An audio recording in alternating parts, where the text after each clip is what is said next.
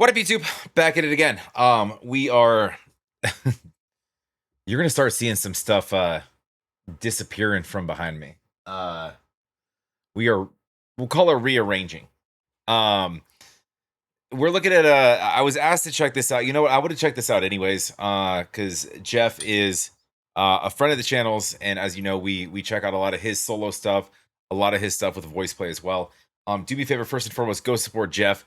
I didn't love the title of this, so I'm kind of intrigued, and I'm also worried. But we'll dive in and see what we're doing here.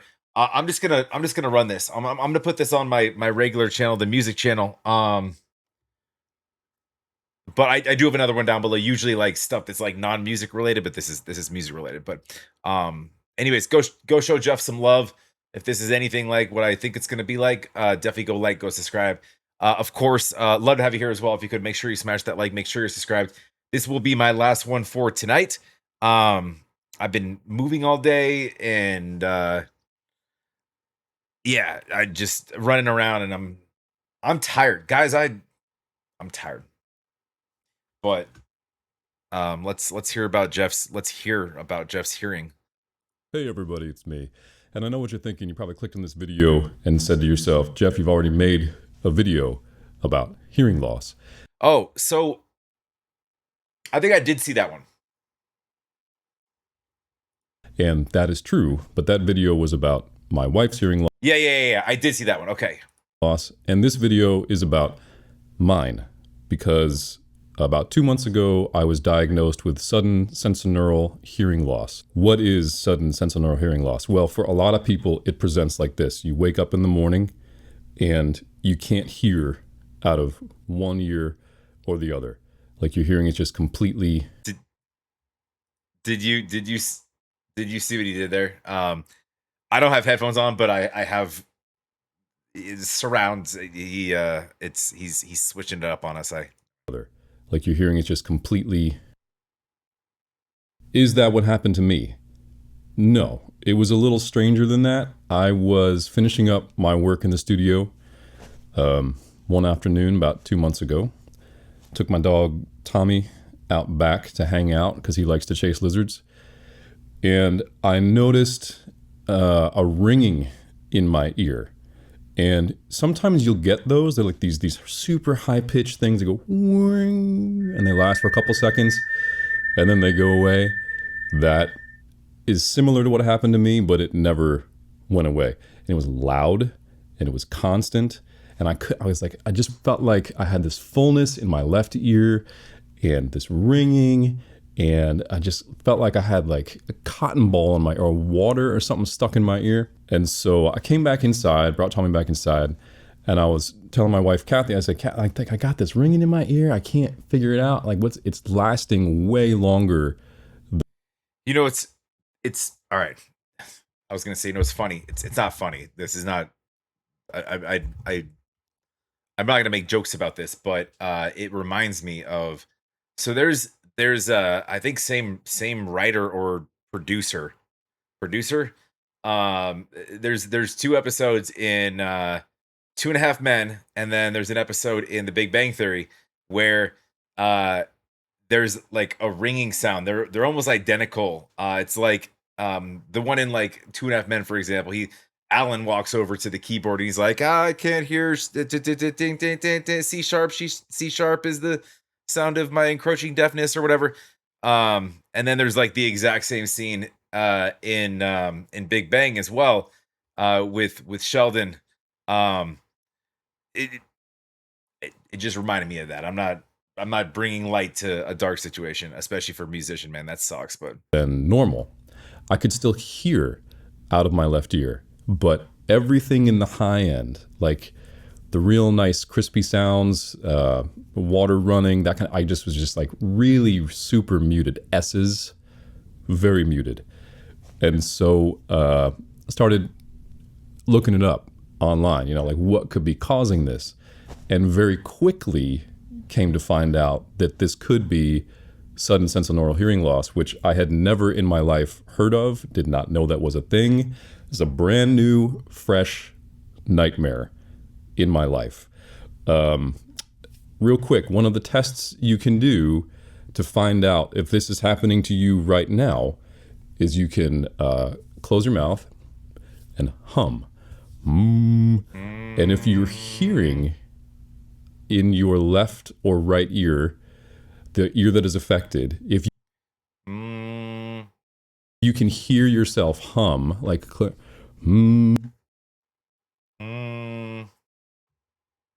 if you're hearing it in your ear that is affected, odds are it's probably not this. If you can't hear when your ears are plugged and you're humming, get attention right away. If you think this... You know what? It's interesting. I don't have hearing loss. I guess I'm lucky. I can hear everything that I was just doing. But is there any like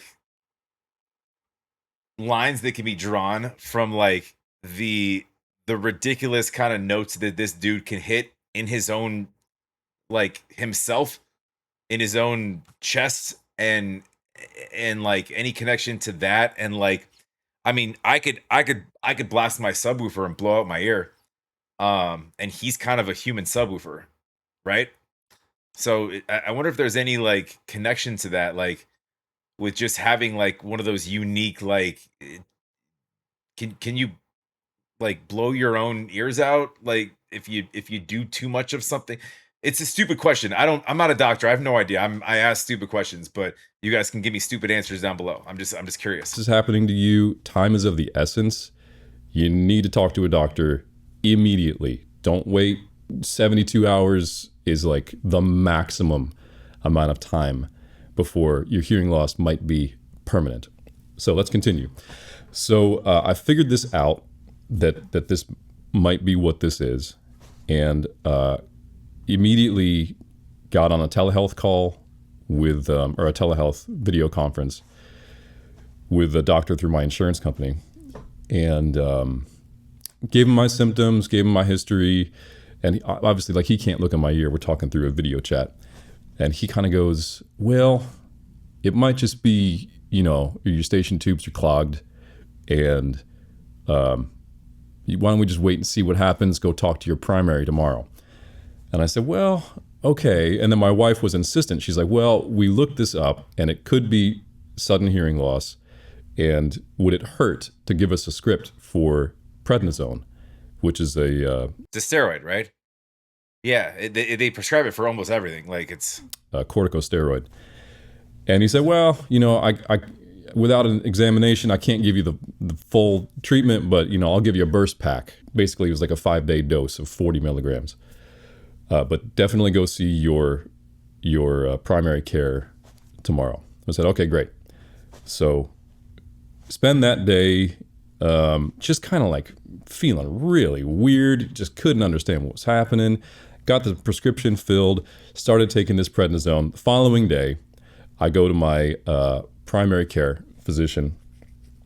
Hearing has still not improved. And now I'm starting to get really concerned. So I go to my primary. He looks at me and says, here's some Flonase. It's just allergies. You're fine. So this is where it starts to get into the realm of you have to be your own advocate. Okay, dude, this is like where, like, we'll let him finish, man. But like your primary care doctor is your general doctor. He's not your ear specialist, your nose specialist.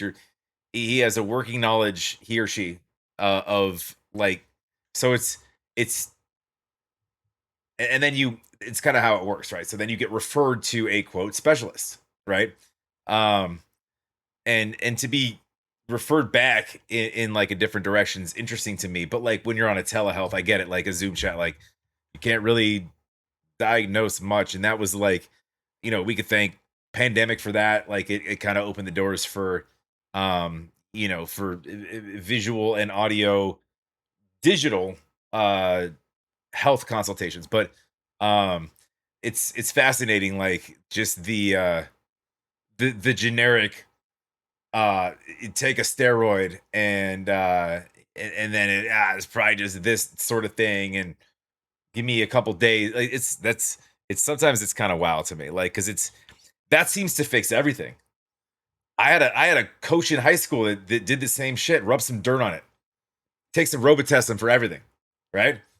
And you'll be just fine.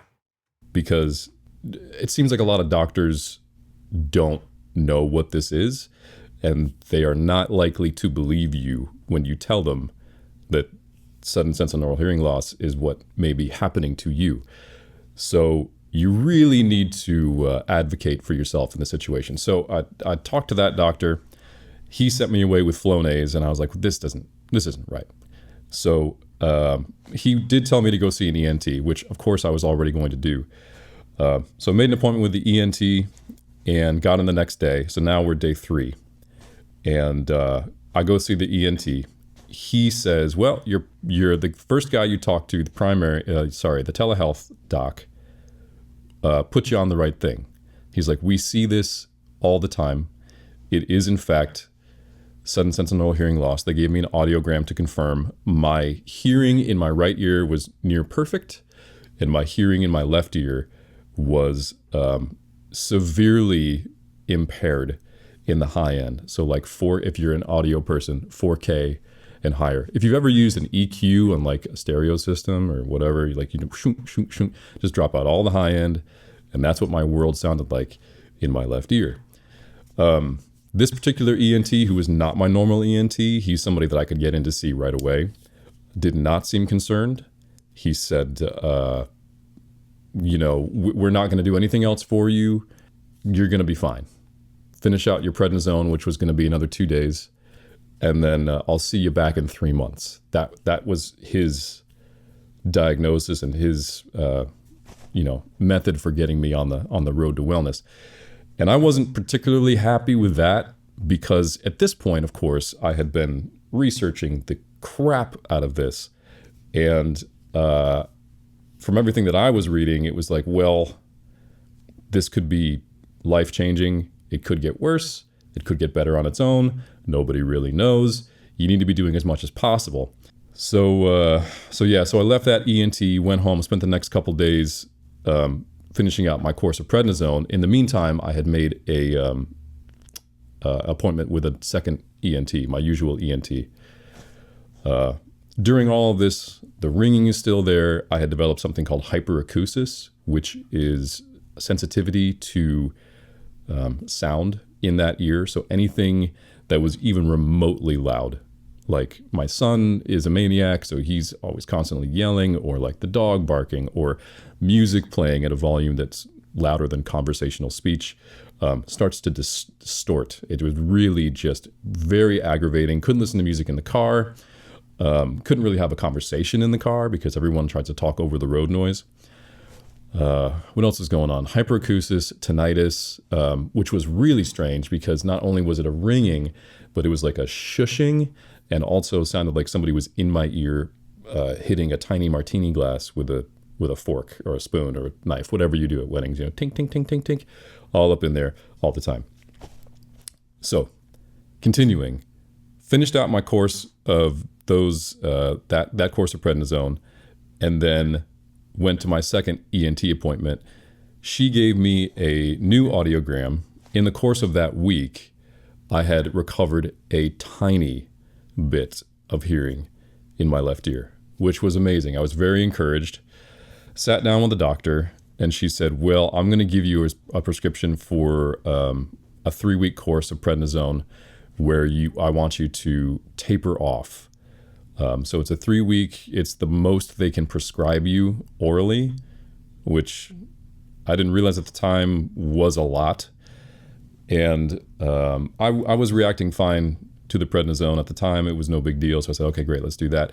She said that doing the intratympanic membrane, the eardrum perforating shots was probably not going to do a whole lot for me, considering I was already starting to recover some of my hearing, and the fact that my particular hearing loss was not debilitating in any way. Like I could still understand speech, I could still hear pitch, I wasn't missing anything in conversations. It was just really irritating and annoying and frustrating. Anyhow, so got my 3-week prescription for prednisone, and then also constantly still researching what I can do to improve. And I stumbled across, I think, a YouTube video where somebody in the comments suggested going to hyperbaric oxygen therapy. And wasn't in my comment section. Nah. I don't get science and health advice. Although I should. You guys, you let me know. Just kidding. That's actually interesting, and I'll get to that in a second here. But like the weird like weekly like health upkeep stuff, just like with stuff like that. Well, actually, I want to see what he says about this. So I found a place in town. Shout out to Insight Chiropractic and Wellness they're out in Maitland. If you're in the Central Florida area and you need hyperbaric oxygen therapy, this would be the place I'd recommend. Anyhow, so I spent the next 3 weeks or so taking this prednisone and sitting in a hyperbaric oxygen chamber for 75 minutes a day. It was quite a commitment, but yeah. I really wanted to do as much as possible to recover my hearing. So 3 weeks go by. Can you imagine though? Like this is like his job, like his well-being is dependent on, at this point, like, because you think about it, like if you're a singer, like you have to, you basically you're tuning yourself, and you have to be able to hear yourself inside your head. You know what I mean? So it's very interesting. Like it's, think about your job and what instruments you use that like you probably cannot live without. And obviously his, like, even if it's just one ear, that's still like detrimental, I feel like. It's super interesting. Do as much as possible to recover my hearing. So 3 weeks go by and things are starting to improve. I go to my ENT for my follow-up visit, and I believe, I'm not looking at it right now, but I'll put it up on the screen. I had recovered almost all of my 4K, if not all of my 4K, and then some of my 6K. Things still really fall off a cliff at 8, but there was improvement, which was great.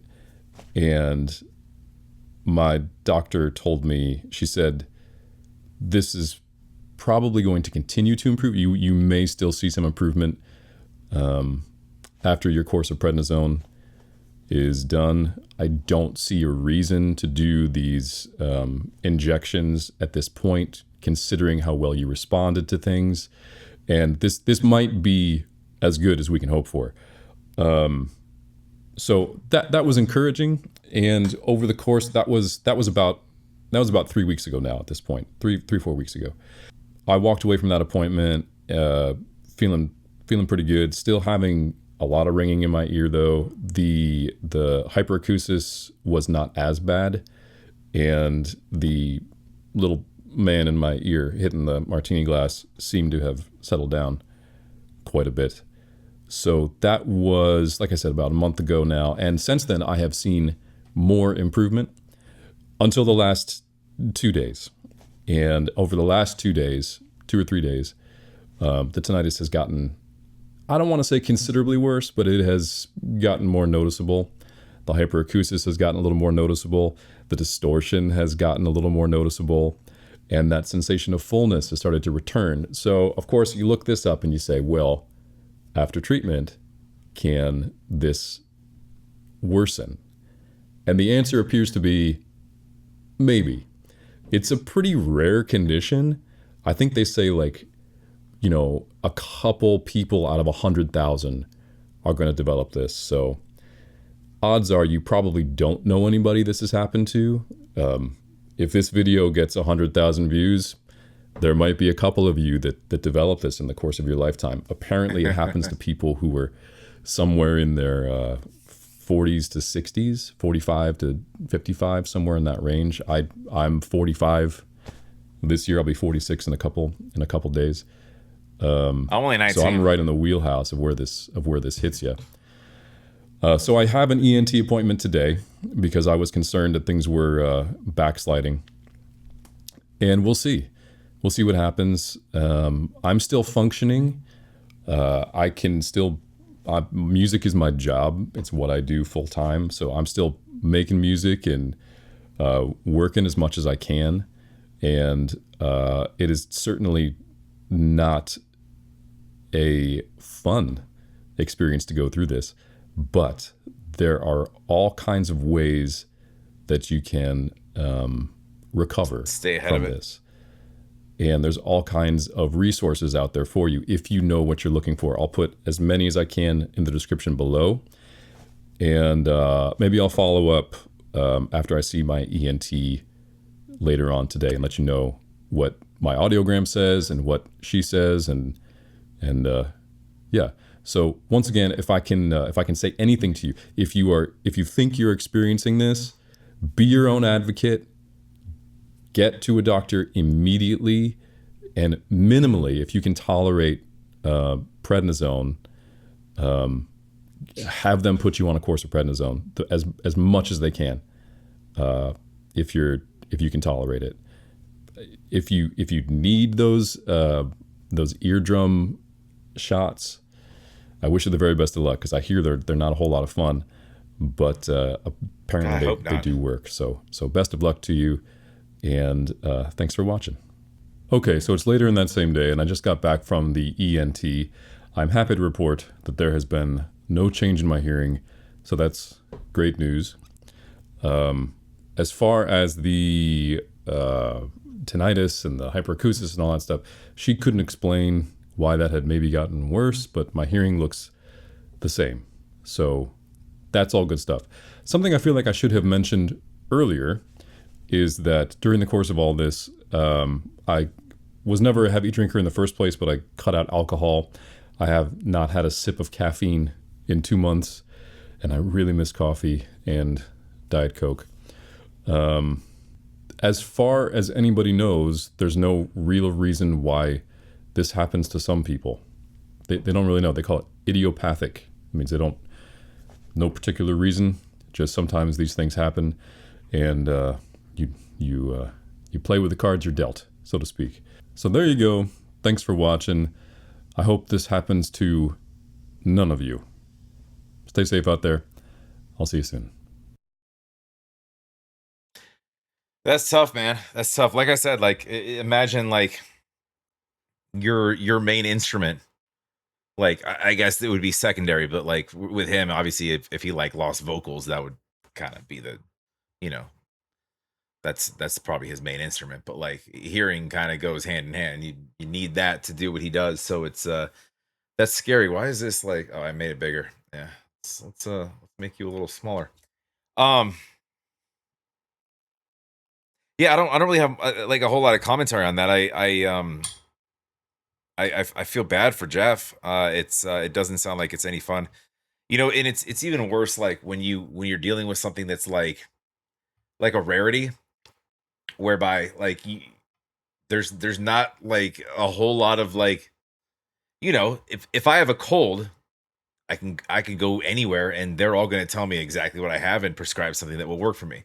But in situations where it is a rarity, and like he said, what, one or two in 100,000 or whatever, then it's not, medical in this country, they will put money and research into, into your prevalent money makers. This is not a help people machine. This is a make money machine.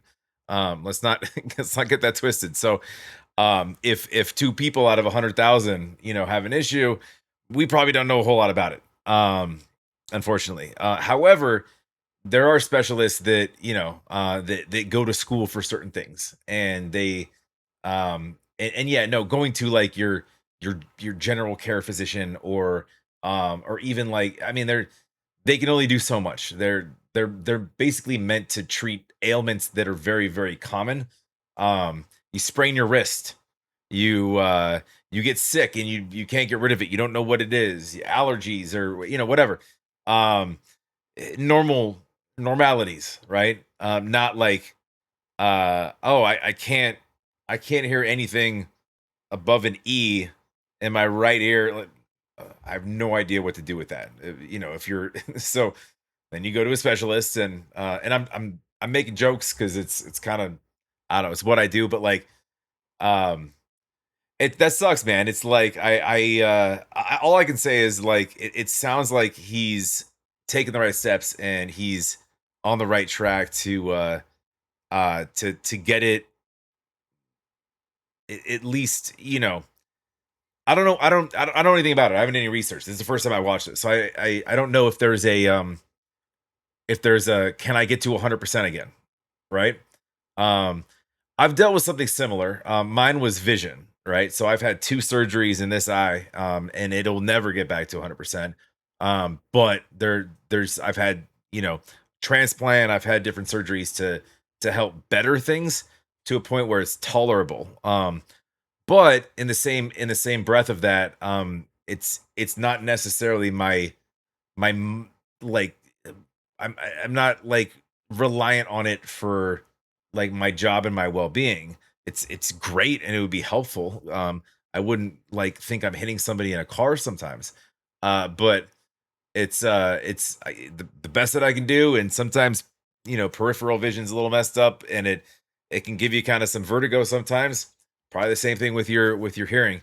However, I do understand that, like, if I was a race car driver, it'd be very different, because, or a professional, a ball player or something, like, then that makes a big difference. And then I would be like very scared, like, oh, I need, or a pilot, like, I need like better than 2020 in both eyes. So that's a deal breaker for me. I would, but so in that same kind of light, I kind of get what he's saying. That, it's like he has a trained ear. He's a musician, so he notices things.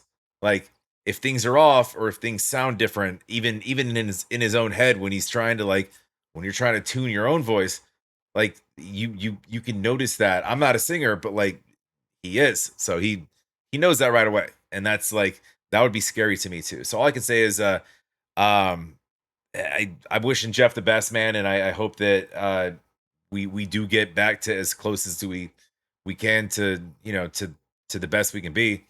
I don't know much about it, but send in love for sure. Go support Geoff, please. Go like, go subscribe. Of course, love to have you guys here as well. If you could, make sure you smash that like. Make sure you're subscribed. And yeah, we'll keep it moving here. I'm gonna actually go to bed, so I'm not gonna keep anything moving. Um, I'm tired. I'm tired. We we've been moving around plenty. I've been moving around too much. I'm done with moving for a minute, but you will see me tomorrow morning first thing, I'm sure, because that's what I do. We'll talk to you.